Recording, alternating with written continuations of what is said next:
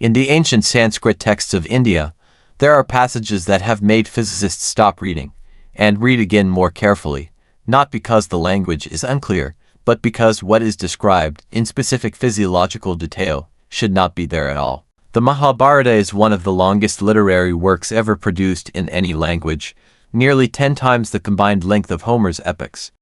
A text of extraordinary complexity and depth. And buried within it is a description of a weapon that has no parallel in any other pre-modern literary tradition anywhere on earth. It was called the Brahmastra, a weapon of ultimate destructive power.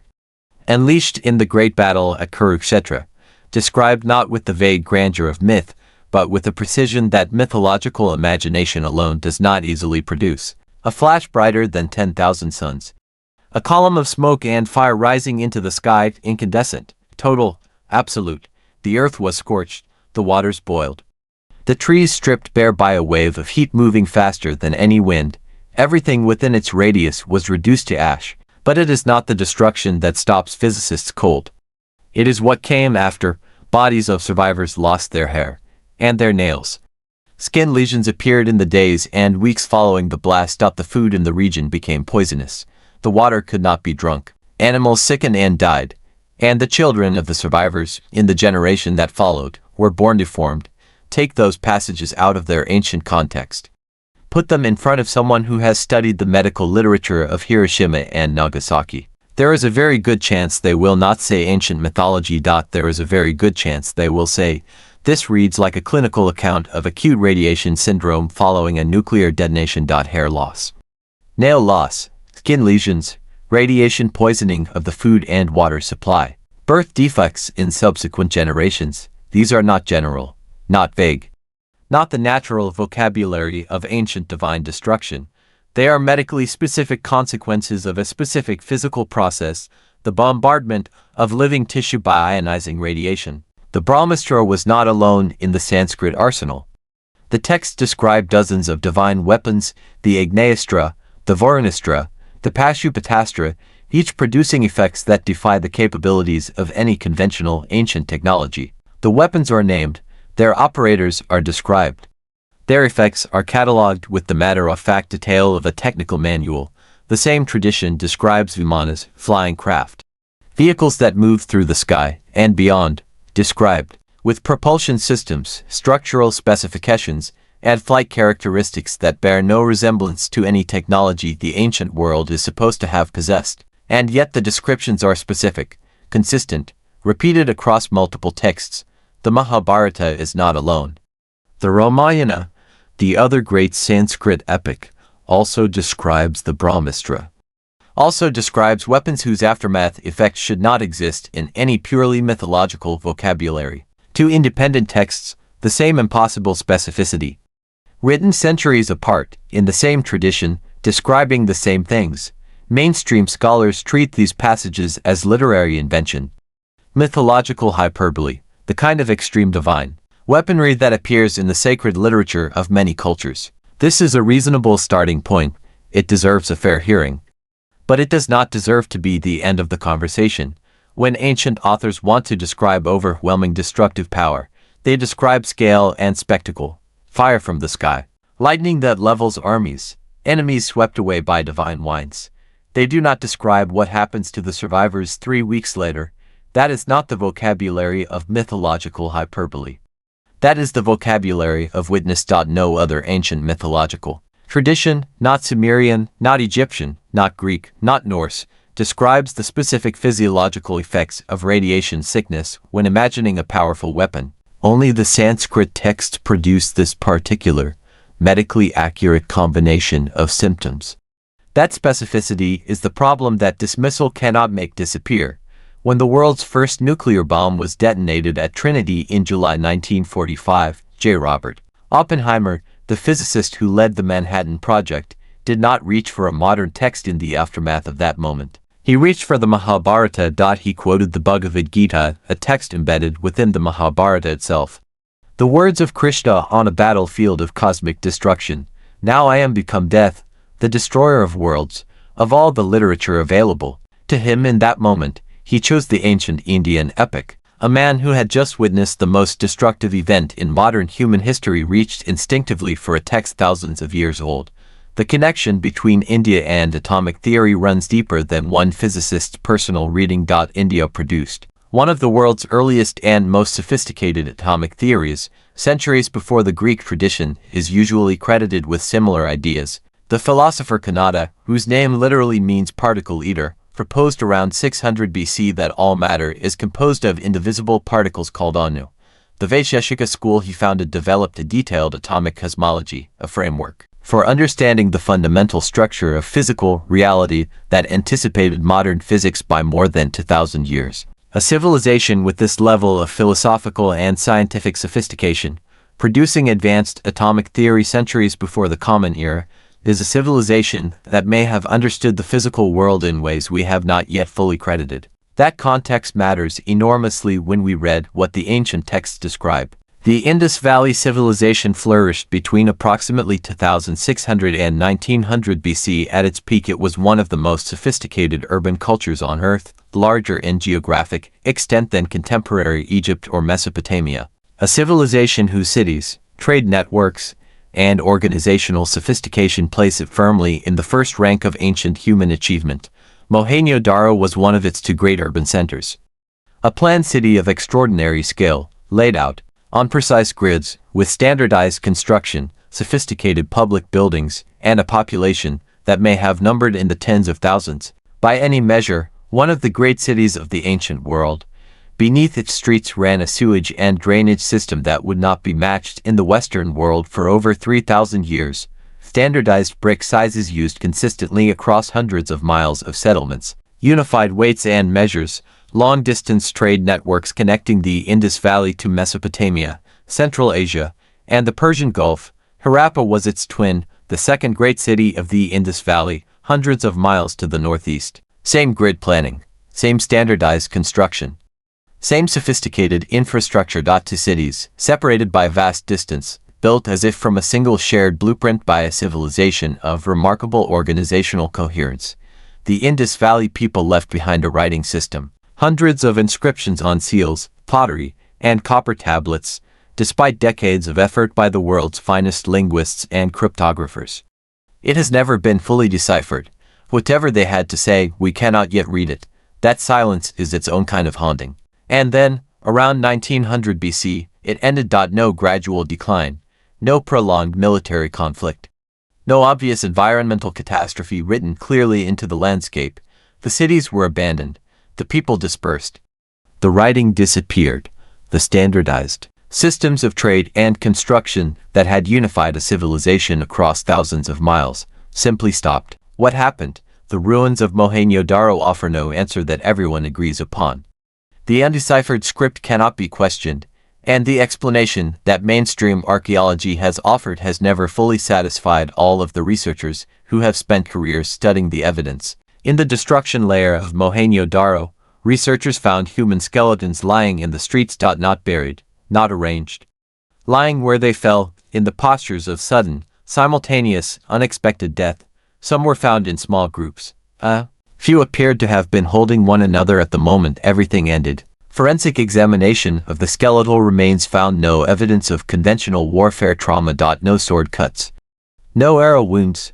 No blunt force injury to skull or bone. Whatever killed these people left no mark on their bodies. It simply stopped them, where they stood, all at once. Sight does show, in certain areas, is evidence of extreme, localized heat, a layer of fused and vitrified material. A kind of green glass, smooth and crystalline, embedded in the ancient destruction layer, physically similar to trinitite, the green glassy substance formed at the Trinity nuclear test site in 1945, when the heat of the world's first nuclear detonation fused the desert sand into glass. The temperatures required to produce this kind of fused glass cannot be reached by conventional fires, including the fires of a burning city. Trinitite forms at temperatures between 1470 and 1670 degrees Celsius. No ordinary combustion reaches those levels. The researchers who examined the material found temperatures consistent with an extremely high energy, localized heat event. The mainstream explanations, climate change, river system shifts, incoming populations from the northwest, are real factors, but none fully accounts for the abruptness of the collapse. None explains the skeletons lying in the streets without trauma. None produces the vitrified glass in the destruction layer. And none has achieved genuine consensus among the researchers studying the period. Mohenjo Daro is not the only ancient site that shows evidence of extreme, unexplained heat. Vitrified hill forts have been documented across Scotland, Ireland, and France. Ancient stone walls fused into glass by temperatures that conventional siege warfare fires cannot reach. The phenomenon is not unique to India. It appears across the ancient world, and it still lacks a fully satisfying explanation. In the Sahara Desert, scattered across a remote area near the Libyan border, lies an enormous field of natural glass, yellow-green, translucent, covering hundreds of square kilometers. Its origin remains debated. A meteorite impact, or atmospheric airburst, but the scale and the character of the glass continue to raise questions among researchers who study it directly. In 1908, a natural object exploded above Siberia, flattening over 2,000 square kilometers of forest without leaving a crater. The Tunguska event was a natural nuclear-scale energy release. It required no technology. It needed no advanced civilization. Nature itself is capable of events that produce effects indistinguishable from weapons of mass destruction. Around 1900 BC, the same period as the Indus Valley collapse, something unusual appears across the global archaeological record. Multiple civilizations show signs of disruption, stress, and displacement at roughly the same time. Whatever was happening in the ancient world at this moment was not confined to one river valley. The broader Bronze Age collapse, which reached its peak after 1200 BC, saw the sudden disappearance of multiple sophisticated Mediterranean civilizations within decades of each other. The Mycenaeans, the Hittites, the civilization at Ugarit, gone. Historians still debate the cause. The explanations, here too, remain contested and incomplete. After the Indus Valley collapse, the population did not simply die. They moved. They dispersed across the subcontinent and beyond, carrying with them their language, their stories, their rituals, and their memories of what had ended their world. Genetic studies now provide part of the answer. Indus Valley ancestry appears across South Asia, in Central Asian populations, and in signatures that extend as far as Europe. They went everywhere. They took their culture with them, and somewhere in that culture were the stories that would eventually become the Sanskrit epics. Recent ancient DNA studies have transformed our understanding of Indus Valley populations, genetically distinct from later South Asian groups. Their collapse was followed by a significant shift in the genetic profile of the entire region. Something ended their world. The DNA confirms the discontinuity, even when the archaeology cannot fully explain it. In the centuries after the Indus Valley collapse, the Vedic tradition emerged. The tradition that would produce the Mahabharata, the Ramayana, the Bhagavad Gita, a tradition that arose in the same geographic space where a great civilization had recently and catastrophically ended. It is difficult to believe those two facts are entirely unrelated. Traumatic civilizational events do not disappear when the civilization ends. They survive in story, in ritual, in the warnings passed from parent to child across generations until the memory becomes myth. And myths, as archaeology has repeatedly demonstrated, sometimes preserve, in distorted and symbolic form, the memory of real events, real places, real catastrophes, taken alone. No single piece of evidence proves ancient nuclear warfare in the Indus Valley, but taken together, the Sanskrit weapon descriptions with their medically specific radiation symptoms, the vitrified material at Mohenjo Daro, the skeletal evidence of sudden mass death without trauma, the abrupt, unexplained collapse, the population dispersal, the combination demands something more than dismissal. The possibility that a catastrophic, high-energy destructive event struck the Indus Valley around 1900 BC is at minimum consistent with what the physical record shows. And the possibility that the Sanskrit texts preserve a distorted memory of that event in the specific, clinical, radiation-accurate descriptions of the Brahmastra is at minimum worth examining with the seriousness it deserves. We are not in a position to confirm ancient nuclear warfare. The physical evidence required to make that case definitively does not yet exist. Responsible intellectual honesty requires stating that clearly and without qualification. This is not proven. It may never be proven to the standard that demands certainty. But responsible intellectual honesty also requires acknowledging what the evidence actually shows. The ancient texts are still there. The ruins are still there. The vitrified material is still there. And the mainstream explanations still do not fully account for all of it. That gap has not closed. And the questions it contains have not been honestly answered. Official archaeology has a structural problem with challenges to conventional ancient history. The assumptions are deeply embedded in academic institutions, funding structures, and career incentives. Challenging them is professionally costly. So they are rarely challenged, not because the evidence demands silence, but because the institution does not. All serious researchers dismiss these questions. Some Indian physicists and historians have taken the Sanskrit weapon descriptions seriously enough to study them in technical detail. Their work is rarely cited in mainstream Western academic literature. That asymmetry between the seriousness of the questions and the establishment's willingness to engage them is itself worth examining. There is also a political dimension that rarely gets acknowledged openly. The possibility of advanced ancient Indian technology, including weapons of extraordinary destructive power, carries deep implications for how the history of human civilization is told and taught. That is not a neutral territory.